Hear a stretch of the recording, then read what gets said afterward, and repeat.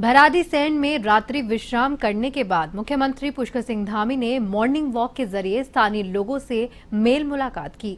इस दौरान सीएम ने विकास कार्यों का निरीक्षण भी किया। बता दें कि सीएम धामी भराड़ीसैंण में 2 दिवसीय दौरे पर रहे। इस दौरान बुधवार को उन्होंने यहां उत्तराखंड के लिए प्रस्तावित भू कानून पर उच्च अधिकारियों के साथ विचार विमर्श किया। वहीं पलायन निवारण आयोग की बैठक में भी पहाड़ में पलायन रोकथाम के प्रयासों पर मंथन किया गया। इसके बाद मुख्यमंत्री ने रात्रि विश्राम भी यहीं किया, जहां विधानसभा सत्र के अलावा पहली बार किसी मुख्यमंत्री ने गैरसैंण में रात्रि विश्राम किया है। इसके बाद आज सुबह मुख्यमंत्री धामी भराड़ीसैंण विधानसभा परिसर के आसपास मॉर्निंग वॉक करने के लिए निकले, जहां पर उन्होंने विकास कार्यों का जायजा लिया। साथ ही स्थानीय निवासियों से मिलकर उनकी समस्याएं जानी। इस मौके पर सीएम ने अधिकारियों को कार्यों में तेजी लाने के और गुणवत्तापूर्वक कार्य करने के विशेष ध्यान देने पर जोर दिया।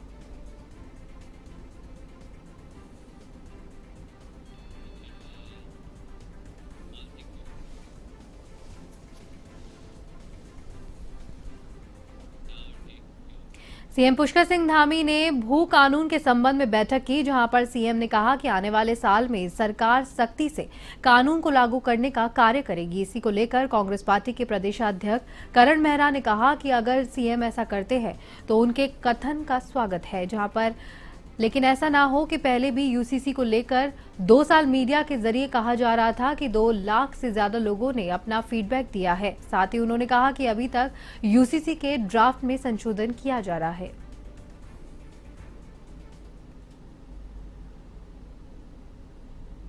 मुख्यमंत्री जी के कथन का मैं स्वागत करता हूं अगर वो सच बोल रहे हैं, क्योंकि जिस तरीके से यूसीसी में ये कहा गया मीडिया से और हम लोगों से कि 2 लाख लोगों से बातचीत हुई है, लेकिन पब्लिक में जाने में पता चला कि 2 लाख लोगों से किसी से बात नहीं हुई। बहुत मेरे ख्याल से शायद ही कहीं कोई इस बात पे कोई चर्चा भी है, और उसी तरीके का कहीं ये भी ना हो। भू कानून मुझे लगता है जनता से करे ना करे, लेकिन भू माफियाओं से जरूर निश्चित ही कुछ ना कुछ बातचीत होगी, मुझे ऐसा लगता है। उत्तराखंड में केदारनाथ चुनाव को लेकर 6 दिन का समय अभी बाकी रह गया है। ऐसे में कांग्रेस पार्टी पर सत्ता पक्ष पार्टी चुनाव के लिए पीढ़ी चोटी का जोर लगा रही है, जहां पर ऐसी कांग्रेस पार्टी के प्रदेश अध्यक्ष करण मेहरा ने कहा है कि गांव-गांव में प्रचार करने के साथ ही अन्य कांग्रेस पार्टी के कई बड़े दिग्गज जैसे कई मुख्यमंत्री हरीश रावत, चक्राता विधायक प्रीतम सिंह समेत कई लोग कार्यक्रम में जाएंगे और पार्टी का प्रचार करेंगे। साथ ही उन्होंने कहा कि बीजेपी पार्टी बद्रीनाथ केदारनाथ उपचुनाव अयोध्या हार चुकी है और वह कांग्रेस पार्टी को ज्ञान न दे सनातन को लेकर, क्योंकि कांग्रेस पार्टी सनातन और हर धर्म को साथ में लेकर चलने वाली पार्टी है।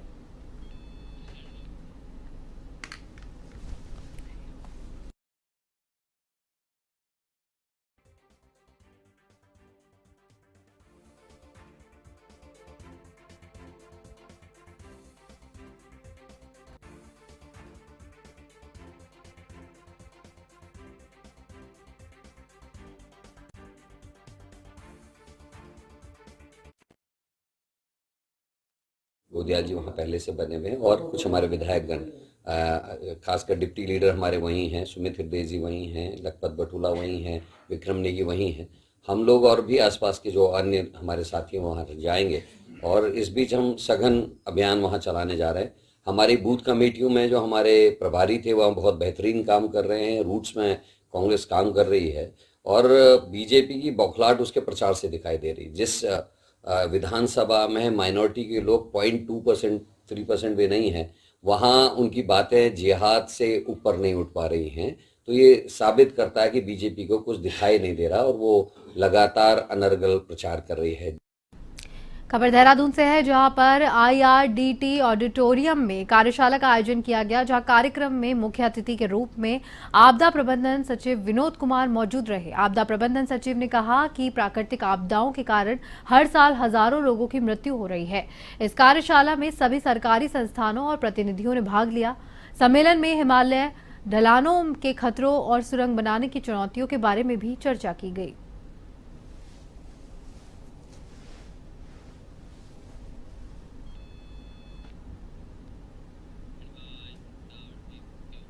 हल्द्वानी में तराई पूर्वी वन विभाग ने इस बार विंटर सीजन को देखते हुए जहां पर 30 दिन का अवेयरनेस कैंपेन शुरू किया। सांसद अजय भट्ट और मुख्य वन संरक्षक कुमाऊं ने तराई पूर्वी वन प्रभाग के कार्यालय से वाइल्ड लाइफ एक्सप्रेस को हरी झंडी दिखाकर रवाना किया। इस वाहन से जिन इलाकों में मानव वन्य जीव संघर्ष की घटनाएं सामने आती है, उन क्षेत्रों में लोगों को जागरूक किया जाएगा और सुरक्षात्मक उपाय बताते हुए ऐसी घटनाओं को पुनरावृत्ति रोकने के लिए प्रत्येक रेंज में जाकर लोगों को जागरूक किया जाएगा। डीएफओ ने बताया कि अक्सर मानव वन्य जीव घटनाएं जाड़े के सीजन में होती है, इसलिए इस बार पहले ही घटना को रोकने के लिए इस अभियान की शुरुआत की जा रही है।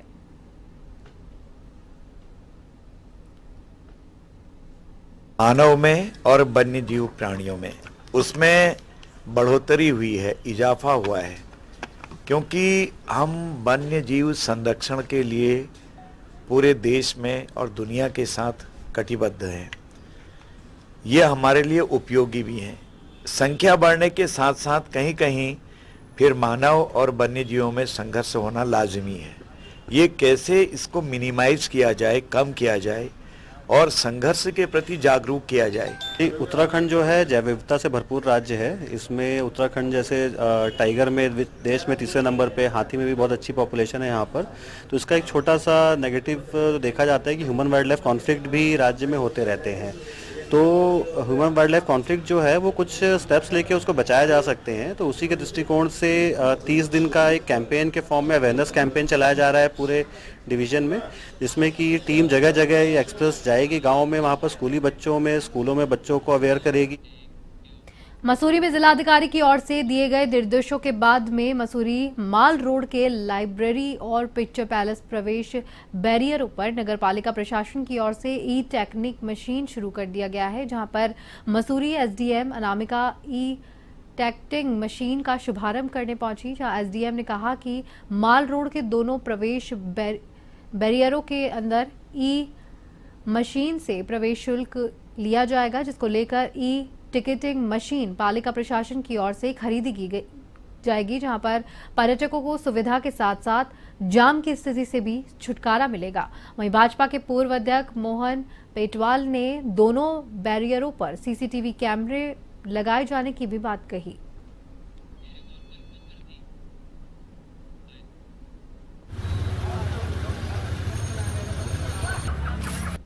लगातार ये मांग की जा रही थी कि यहाँ पर जो बैरियर पे है उसको यहाँ पे कैशलेस होना चाहिए, और यही नहीं, यहाँ पर जो यूपीआई और अन्य सिस्टम है उसके माध्यम से भी पेमेंट होने की व्यवस्था होनी चाहिए। क्योंकि होता क्या है कि जब हम बैरियर पे कोई भी टूरिस्ट बाहर से आता है या कोई भी जो जिसको गाड़ी अंदर जानी होती है तो लंबे समय तक वो जो है कतार में खड़ा रहता है, और उस टाइम पे जो है यहाँ पर जो है ट्रैफिक जैम हो जाता है। तो मैं इसके लिए जो है प्रशासन को बधाई देता हूँ कि उन्होंने इसको शुरुआत की है। पर्यटक आ रहे हैं, उनको वेट कम से कम करना पड़े, और सेकेंडली जितना भी पैसा कलेक्शन होगा उसका हमारे पास एक प्रॉपर रिकॉर्ड रहे। तो दोनों चीज़ें होंगी, ट्रांसपेरेंसी भी होगी और स्पीड भी होगी। और साथ ही हम लोग ये भी शुरू करेंगे कि हमारी जो व्हीकल्स अंदर जाती हैं वो टाइम बाउंड कुछ। विकासखंड लोहाघाट में युवा कल्याण विभाग के सौजन्य और शिक्षा विभाग के सहयोग से 3 दिवसीय ब्लॉक स्तरीय खेल महाकुंभ का आगाज हुआ। लोहाघाट के जीआईसी खेल मैदान में महाकुंभ 2024-25 का मुख्य अतिथि ब्लॉक प्रमुख नेहा ढेक और विशेष अतिथि खंड विकास अधिकारी अशोक अधिकारी ने किया, जहां पर प्रतियोगिता B0O0 अंशु देवी के नेतृत्व और शिक्षक जीवन सिंह मेहता के संचालन में संपन्न की जा रही है। ग्रामीण क्षेत्र से खेल प्रतिभाओं को आगे बढ़ाने के लिए सरकार का ये सराहनीय प्रयास है।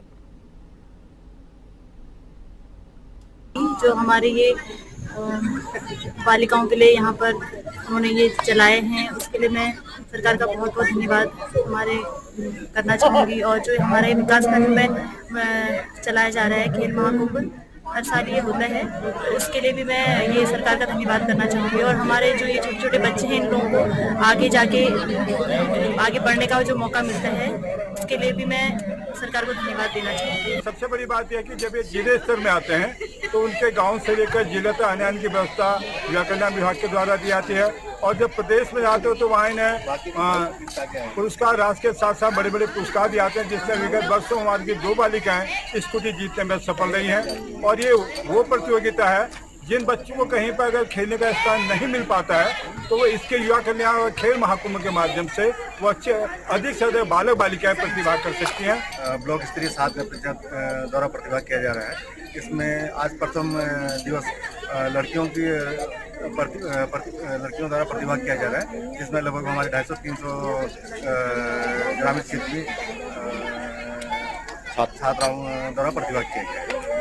ये है कि जो हमारे ग्राम स्तरीय जो हमारे खिलाड़ी हैं, प्रतिभाओं को निखारने के लिए इन सबको एक कलेक्टिव रूप में ब्लॉक स्तरीय, इसके बाद जनपद शीघ्र इसका कार्यक्रम का आयोजन। उत्तराखंड के राज्य मंत्री ज्योति प्रसाद गैरोला एक कार्यक्रम में शिरकत करने मसूरी पहुंचे, जहां उन्होंने पत्रकारों से वार्ता करते हुए बताया कि पूरे देश में भारतीय जनता पार्टी का संगठन पर्व का कार्यक्रम चल रहा है, जिसके तहत प्राथमिक सदस्यता के कार्यक्रम को पूरा हो चुका है और सक्रिय सदस्यता के कार्यक्रम चल रहे हैं और धीरे धीरे बूथ इकाई के गठन की तैयारी की जा रही है। उन्होंने कहा कि हर बूथ पर भारतीय जनता पार्टी के कार्यकर्ताओं की ओर से कमेटी गठित की जाएगी, जिनकी ओर से बूथ स्तर पर अलग अलग कार्यक्रम दिए जाएंगे। उन्होंने कहा कि केदारनाथ उपचुनाव में भारतीय जनता पार्टी के प्रत्याशी भारी मतों से जीतने जा रहे हैं। उन्होंने कहा कि मुख्यमंत्री पुष्कर सिंह धामी भी लगातार प्रदेश में विकास के लिए काम कर रहे हैं।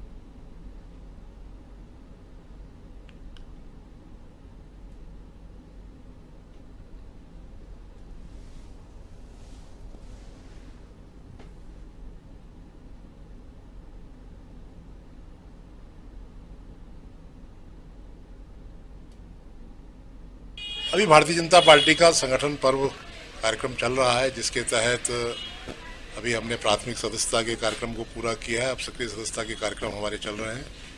अब धीरे धीरे बूथ इकाई के गठन की ओर हम जा रहे हैं।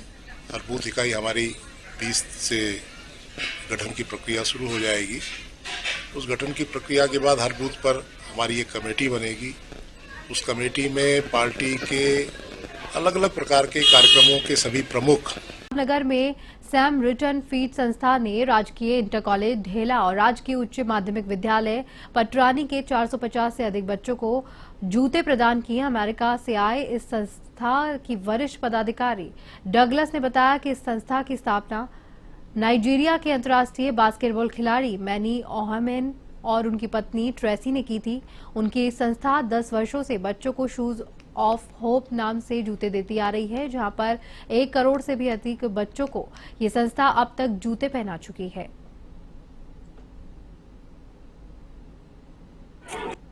Samaritan's Feet is an organization that was started by a gentleman by the name of Manny Ohomne. Manny was from the country of Nigeria, and when he was 12 years old, he went to visit, or his mommy sent him to sell refreshments in the park on a Saturday. And he looked in the park and he saw all these children all around this one man who had one pair of shoes and a basketball. Samaritan Feet संस्था द्वारा आज ढेला और पटरानी के 450 से अधिक स्कूली बच्चों को जूते प्रदान किए गए हैं।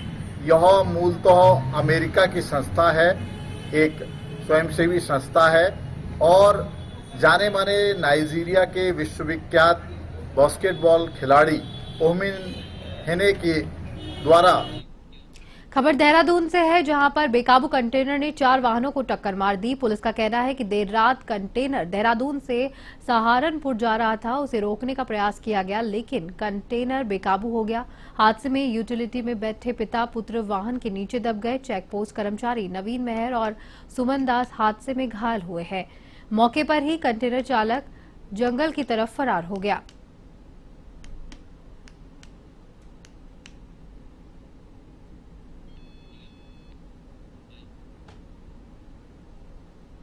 देखो मैं बताता हूँ इस एक्सीडेंट का सबसे बड़ा कारण जी मैं उधर से आ रहा था सहारनपुर की साइड से। इस केस का सबसे बड़ा कारण जो है, यहाँ जो सेल टैक्स वाले खड़े रहते हैं वो है।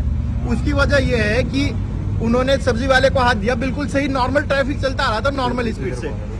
उस टैंकर की स्पीड जरूर तेज थी, लेकिन वो बिल्कुल नॉर्मल स्पीड में नॉर्मल ट्रैफिक चलता आ रहा था। अगर वो सब्जी वाले को ना रोकते तो ये एक्सीडेंट नहीं होता। उन्होंने सब्जी वाला पेठा भरा हुआ था, हाँ, उन्होंने सब्जी वाले को डंडा दे के रोका। अच्छा। ऐसे डंडे से उसके आगे उसने ब्रेक मारे, पीछे से मैंने ब्रेक मारे, ठीक है ना। उसके बिल्कुल जस्ट पीछे में था, मेरे जस्ट खबर देहरादून से है, जहां पर पब और बारों का समय तय होने के बाद भी अपनी मनमानी से देर रात तक खुले रहते हैं, जिसके बाद डीएम सविन बंसल अपनी टीम के साथ निरीक्षण के लिए निकले।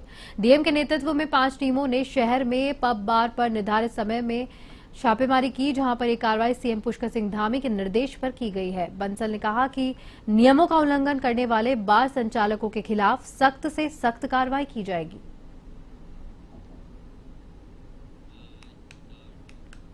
ऋषिकेश के आवास विकास स्थित सरस्वती विद्या मंदिर इंटर कॉलेज में धूमधाम से बाल दिवस मनाया गया। कॉलेज में बाल के साथ सांस्कृतिक कार्यक्रमों की धूम भी रही। कार्यक्रम का शुभारंभ कॉलेज के प्रधानाचार्य उमाकांत पंत, नागेंद्र पोखरियाल और राम गोपाल ऋतुड़ी ने दीप प्रज्वलित कर किया, जहां पर मौके पर छात्रों और अध्यापकों ने पुष्प वर्षा करके उनका स्वागत किया। प्रधानाचार्य उमाकांत पंत ने बाल दिवस के महत्व को बताया। उन्होंने कहा कि भारत सरकार बच्चों के सम्मान और उनके कल्याण को बढ़ावा देने के लिए 14 नवंबर को बाल दिवस मनाती है। मीडिया प्रभारी नरेंद्र खुराना ने बताया कि आचार्य रजनी गर्ग ने मेधावी छात्र छात्राओं को शिक्षा में उत्कृष्ट प्रदर्शन करने पर कार्यक्रम में सम्मानित किया है।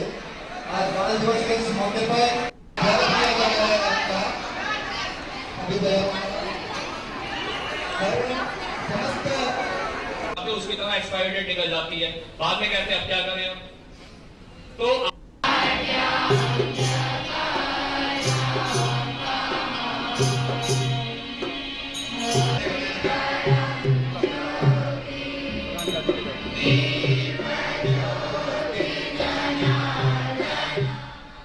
केदारनाथ में 20 नवंबर को विधानसभा उपचुनाव होने जा रहे हैं, जिसकी तैयारियों के लिए पुलिस प्रशासन ने भी अपनी कमर कस ली है। इसके चलते राजधानी देहरादून के पुलिस मुख्यालय में एडीजी और राज्य पुलिस निर्वाचन नोडल अधिकारी एपी अंशुमान की अध्यक्षता में विशेष बैठक हुई। इस बीच एडीजी एपी अंशुमान ने कहा कि हमने जिले के सिक्योरिटी डेवलपमेंट प्लान को पूरा बना लिया है और केदारनाथ विधानसभा को 2 जोन और 27 सेक्टर्स में बांट दिया गया है। इसमें 700 अधिकारियों और कर्मचारियों को तैनात किया जाएगा।